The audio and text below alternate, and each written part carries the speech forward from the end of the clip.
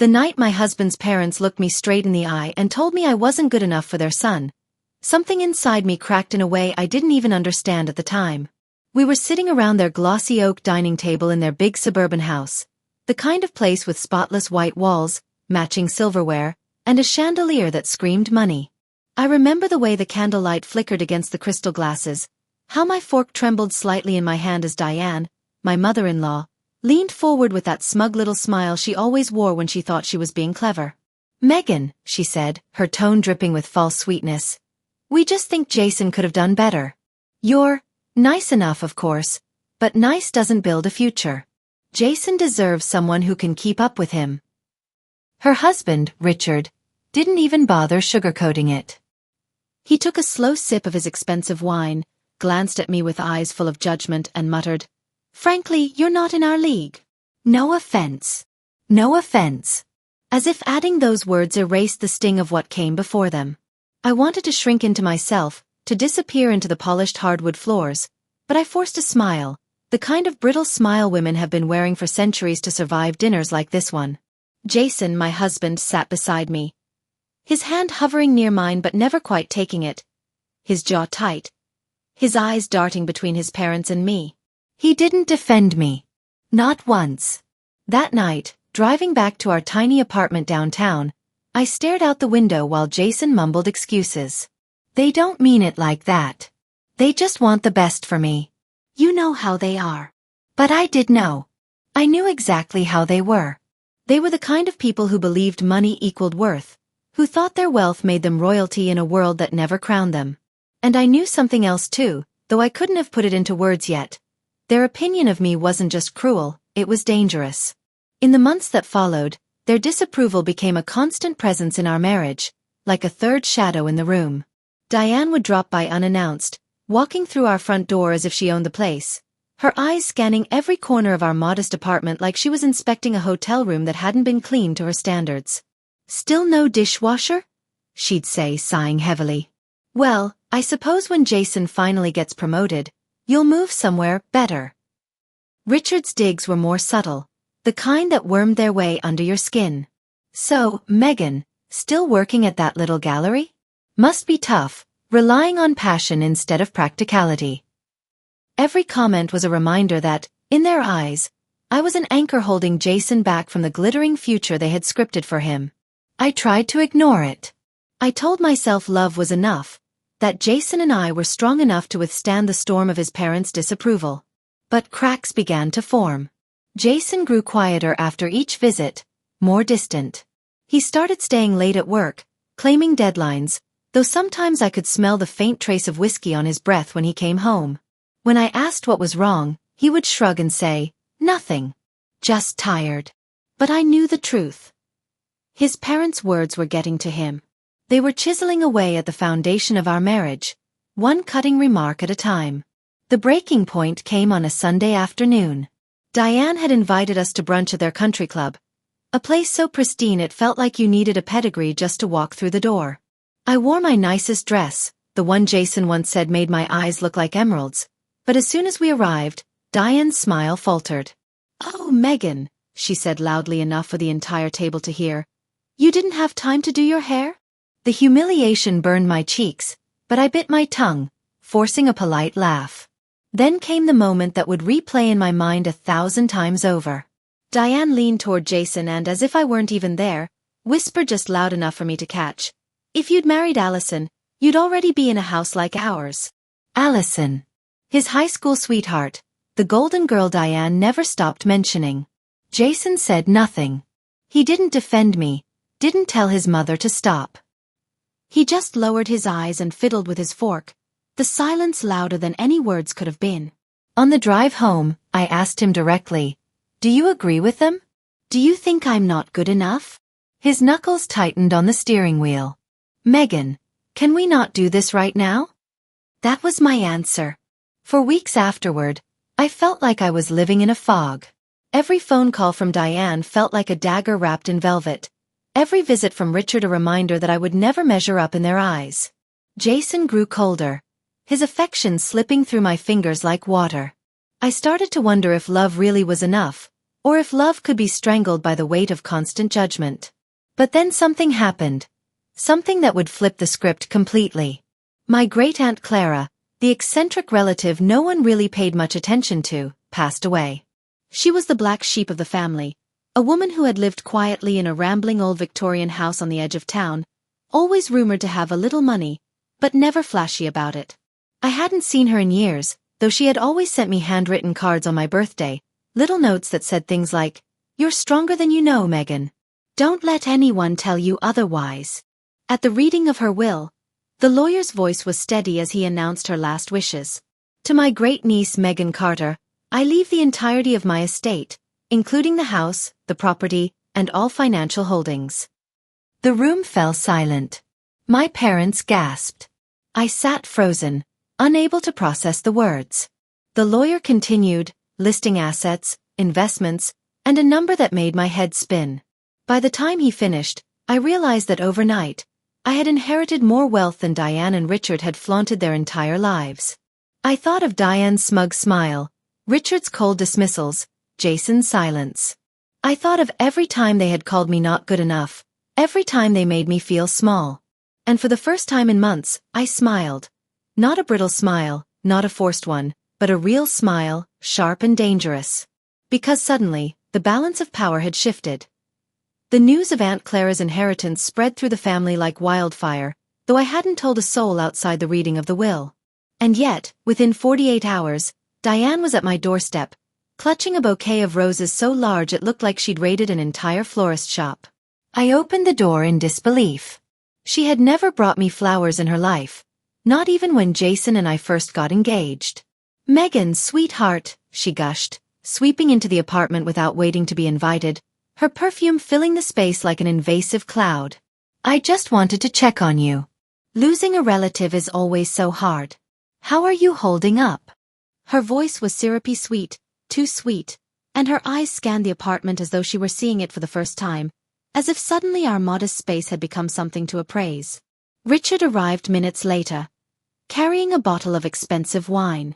"Thought you could use something nice to take the edge off," he said, his smile tight, his eyes calculating. Jason looked confused, even wary, but said nothing as his parents made themselves comfortable on our couch. I stood in the doorway, arms crossed, trying not to laugh at the sheer absurdity of it. These were the same people who had all but called me worthless less than a month ago, and now they were bringing me roses and wine, acting like we were long-lost friends reunited. It was so transparent it would have been funny if it weren't so insulting.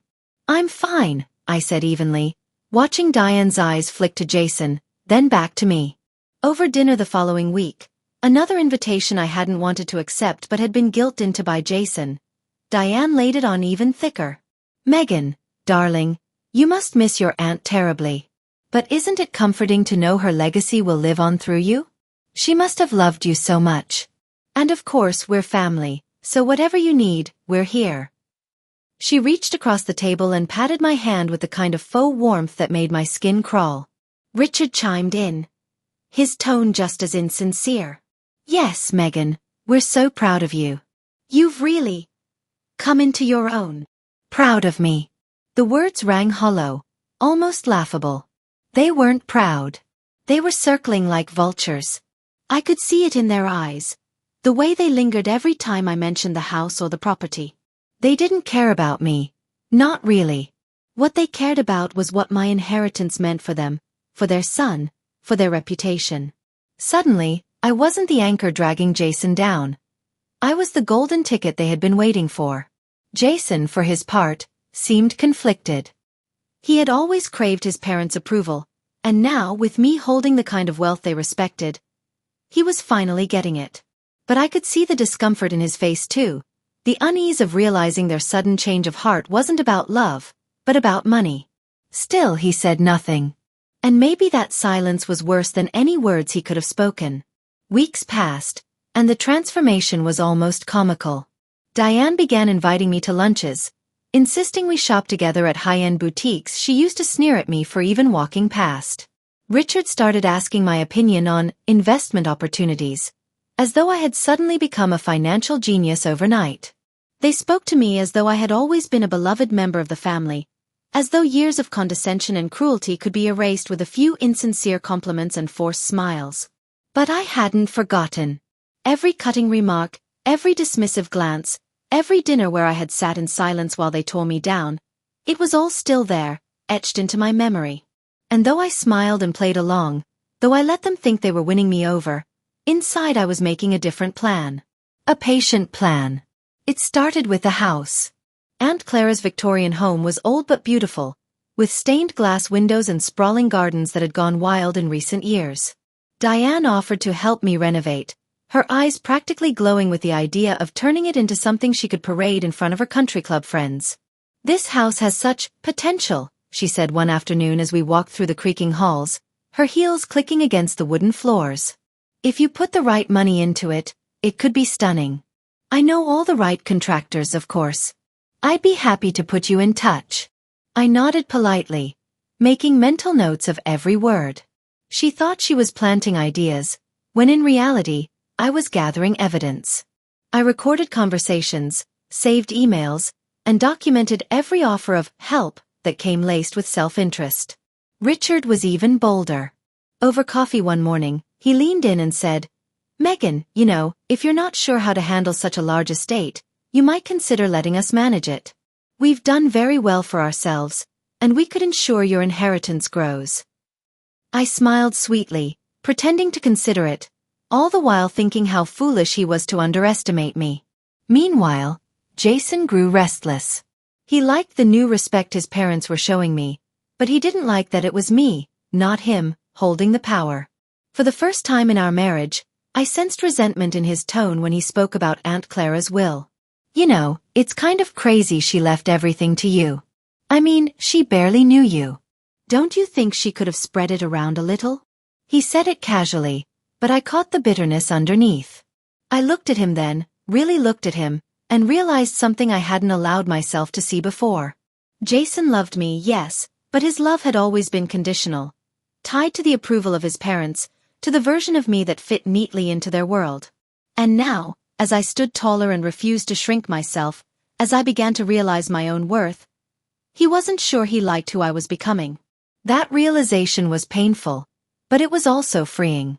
Because it made one thing crystal clear.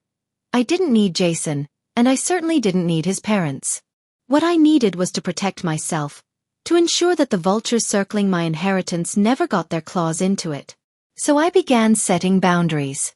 When Diane suggested hosting a party at Aunt Clara's house to introduce it to the neighborhood, I declined, smiling as I said I wanted to keep it private for now.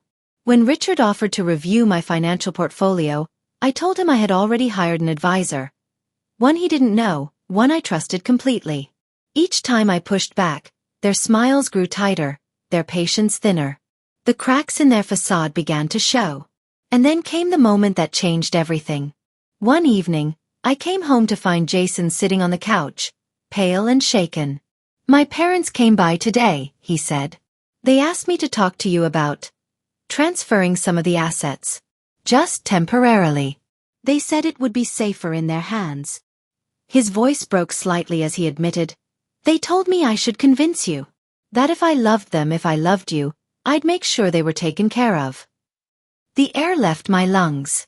It wasn't just greed anymore. It was betrayal. They weren't even trying to hide it. They had enlisted their own son to manipulate me, to hand over what was rightfully mine. That night, lying awake in bed, I realized the game had shifted again. It wasn't just about proving myself anymore. It was about protecting what I had built, about standing my ground against people who had underestimated me for far too long. And if they wanted a fight, I was ready to give them one. Because the truth was, I had more power than they realized. And I was just beginning to figure out how to use it. When I thought things might finally begin to calm down, I quickly realized I had underestimated just how determined my in-laws were to keep control over every detail of our lives. Diane and Richard weren't just meddling parents. They were strategists in their own little kingdom, and Haley and I were simply pawns they believed they could move around at will. After the confrontation at dinner, Haley tried to stand firm, but she was shaken. For years she had been conditioned to believe that her parents' approval was the ultimate measure of her success, and breaking free from that mindset wasn't something she could do overnight.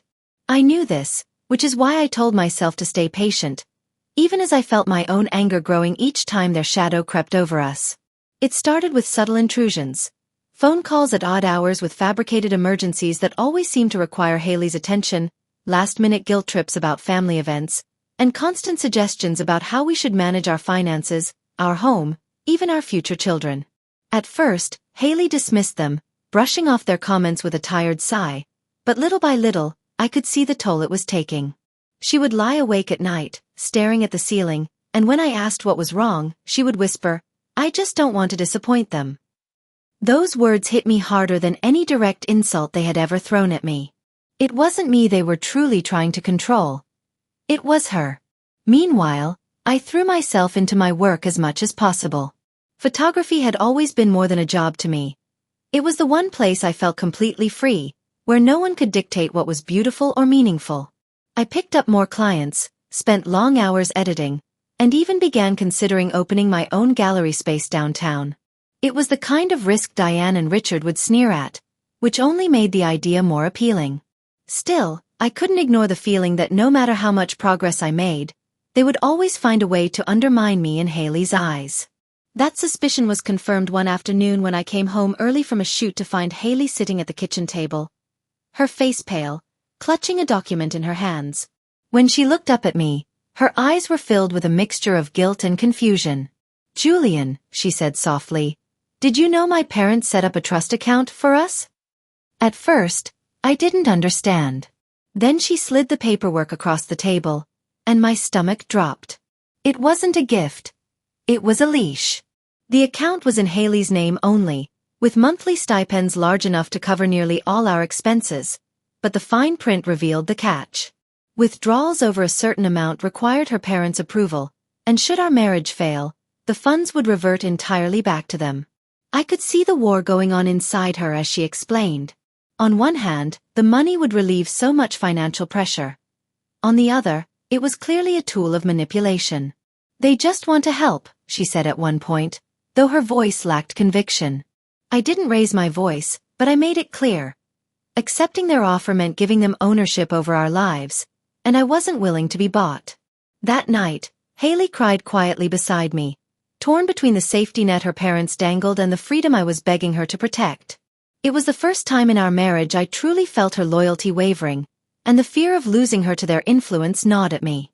Things escalated soon after. Richard showed up at my studio one afternoon without warning, striding in like he owned the place, his polished shoes echoing against the hardwood floors. He glanced around at my photos with thinly veiled disdain before turning to me. "Julian," he said, his tone dripping with false politeness, "I want what's best for my daughter. You must see that. But let's be honest, you can't provide the kind of stability she deserves. If you truly love her, you'll step aside and let her have the life she was meant for." I clenched my fists but kept my voice calm. "If you truly loved your daughter," I replied, "you'd let her decide what life she wants." His face hardened, and without another word, he left. But the damage was done. The message was clear. They weren't going to stop. The breaking point came a few weeks later at a family gathering Haley insisted we attend. She promised me it would be different this time, that she would finally confront them in front of everyone if they crossed a line. I wanted to believe her, so I agreed, though every part of me dreaded walking into that house again. Dinner began uneventfully, with small talk and forced laughter, but it didn't take long for Diane to strike. She made a snide remark about one of my recent clients, suggesting that photographing small businesses was quaint, but hardly a real career. Haley stiffened, and for the first time, she didn't let it slide. "Mom, that's enough," she said firmly, her voice carrying across the table. "Julian works harder than anyone I know, and I'm proud of him." For a brief moment, I thought maybe we had turned a corner. But then Diane leaned back, her eyes narrowing. "Proud?" she scoffed. "Haley, do you even know what he's hiding from you?" My pulse quickened as everyone's attention shifted toward me. "What are you talking about?" Haley asked, her voice wavering. Diane pulled out an envelope and slid it across the table. Inside were a series of photographs, my photographs, of women I had taken portraits of for professional shoots. Cropped and presented out of context, They looked incriminating. My heart pounded as I realized what she was doing. She had stolen my work and twisted it into supposed evidence of infidelity. Haley's hands trembled as she flipped through the photos, her face pale. "Julian?" she whispered. I reached for her hand, desperate to steady her. "Haley, listen to me. These are from my studio. Look at the backgrounds. Look at the editing. These are clients, nothing more." But the room buzzed with murmurs, and I could see the seed of doubt Diane had planted beginning to take root. It was a masterful move, calculated, vicious, and perfectly timed.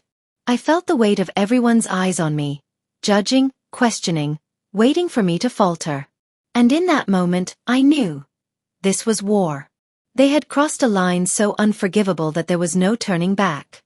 For the first time, Haley looked at her mother not with fear, but with shock and something close to disgust. And though her trust in me had been shaken, I could see the realization dawning on her face. If her parents could go this far to control us, what else were they capable of? That night, after we left in tense silence, Haley broke down in the car. "I don't know what to believe anymore," she sobbed. "They've always manipulated me, but this feels different. Julian, I want to believe you, but..."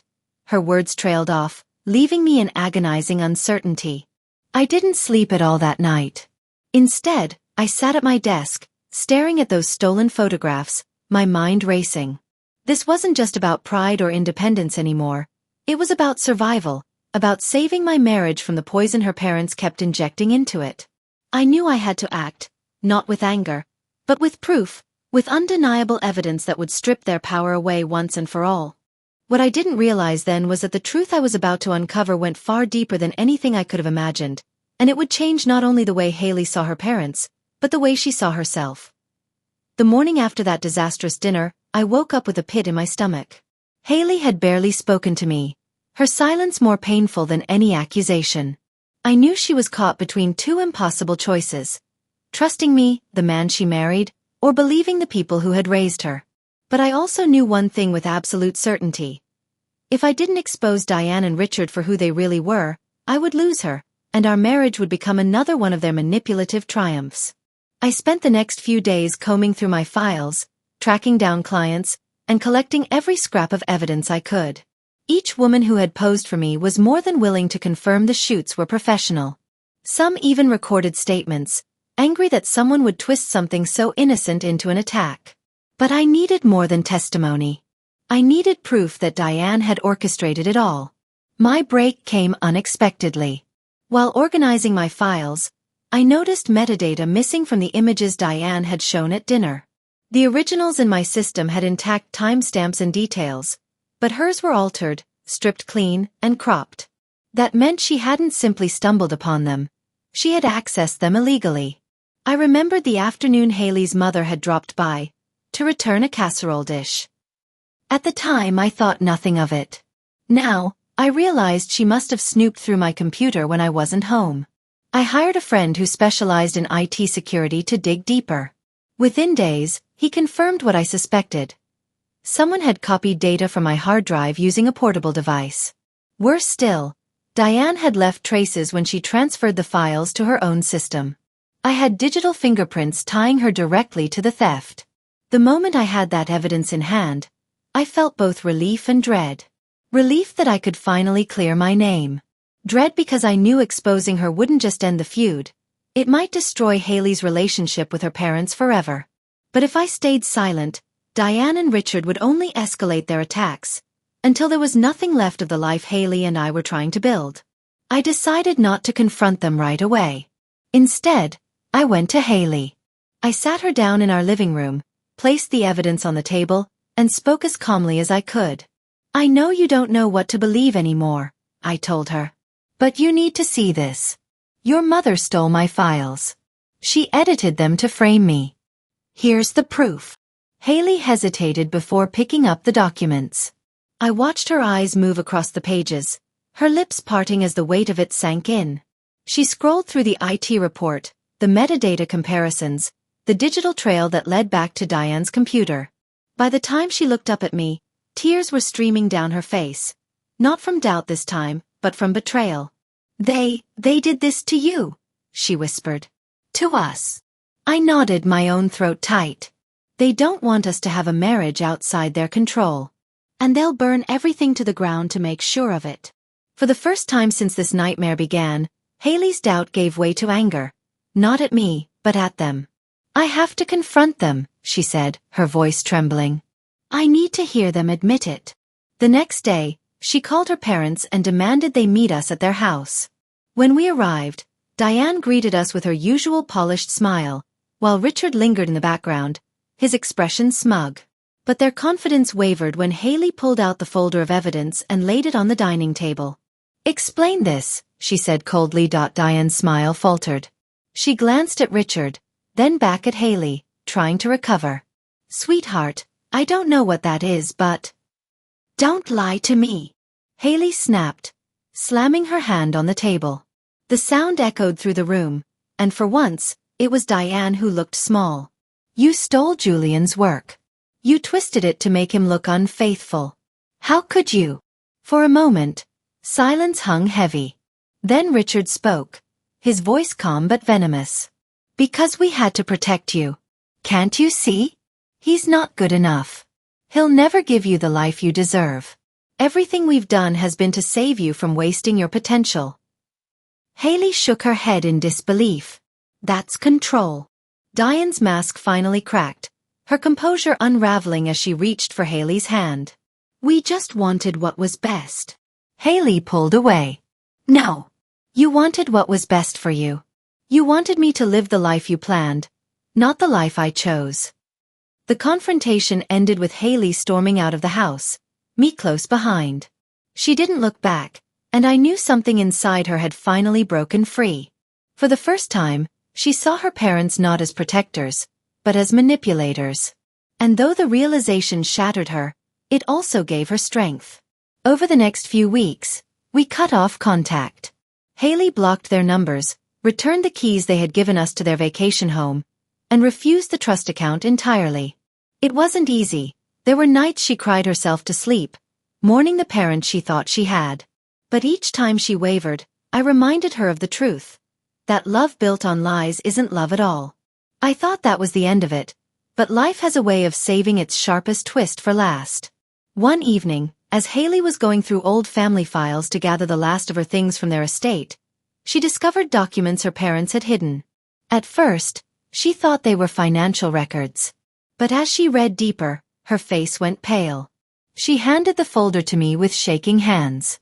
Inside were adoption papers. Haley was adopted. The revelation hit her like a tidal wave. The parent she had spent her whole life trying to please, the people who had manipulated her so cruelly, weren't even her biological family. They had built their empire of control around a lie, and she had sacrificed her happiness on the altar of their approval. When she looked at me, her voice cracked. All these years, I was never even theirs. Maybe that's why they tried so hard to control me, because deep down, they were afraid I'd realize I didn't belong to them at all. I pulled her into my arms, holding her as she sobbed, and whispered the only truth that mattered. You belong with me. Always. That night, for the first time in months, Haley slept peacefully. The war with her parents had left scars, but it had also stripped away every illusion. And as painful as it was, the twist of fate had given us something powerful. Freedom. We would build our life not on their expectations, but on our choices. And though the road ahead wouldn't be easy, it would finally be ours. By destroying my marriage? By lying to me? That's not love.